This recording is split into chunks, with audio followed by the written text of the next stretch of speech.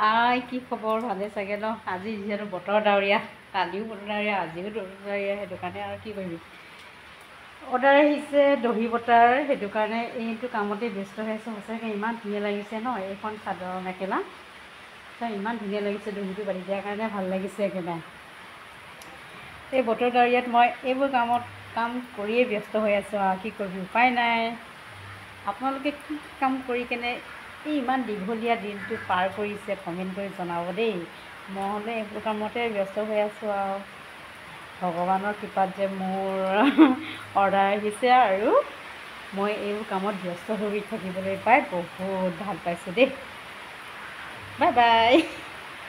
আৰু বতৰ ডাৱৰীয়া হ'লে মানে মই চাদৰ মেখেলাবিলাক পিন্ধি কিনে মানে অশান্তি পাওঁ মানে সেইটো কাৰণে মানে মই দেউৰী ড্ৰেছকে লগাইছোঁ যিহেতু মই মানে দেউৰী ছোৱালী হয় ন সেইটো কাৰণে নিজৰটো ড্ৰেছটো ক'তনো এৰিব পাৰোঁ হয় নে নহয়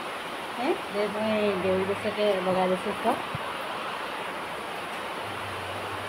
এনেকৈ আছোঁ আৰু দেউৰী ড্ৰেছ মানে দেউৰী ড্ৰেছটো এনেই ভাল লাগে ন গোটেইকেইটা ইমান ধুনীয়াকৈ হৈ থাকে চা ধুনীয়া লাগিছে কিবা মাজে সময়ে মই পৰিধান কৰি থাকোঁ দেই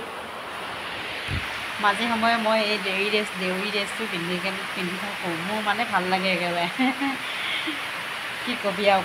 উপায় নাই আৰু একদম মানে এৰিব নোৱাৰোঁ যিহেতু মোৰ একদম জন্মগত একদম ড্ৰেছ যে সেইটো কাৰণে মাঘত আমাৰ এনেকৈ পিন্ধে সেইটো কাৰণে মই মানে এই ড্ৰেছটো এৰিব নোৱাৰোঁ একেবাৰে তাৰপাছত আৰু এযোৰমান ৰাখি কেনে থৈ দিব লাগিব ঘৰৰ পৰা আনিব লাগিব মানে স্মৃতি হিচাপত আনি থৈ দিব লাগিব ন বাই বাই ভিডিঅ'টো ইমানতে সামৰণি পুনৰ কাইলৈ এখন এই বতৰ ডাৱৰীয়াখন কি ধৰণৰ কি কৰি পাৰ কৰিলে কমেণ্ট কৰি জনাব দেই বাই বাই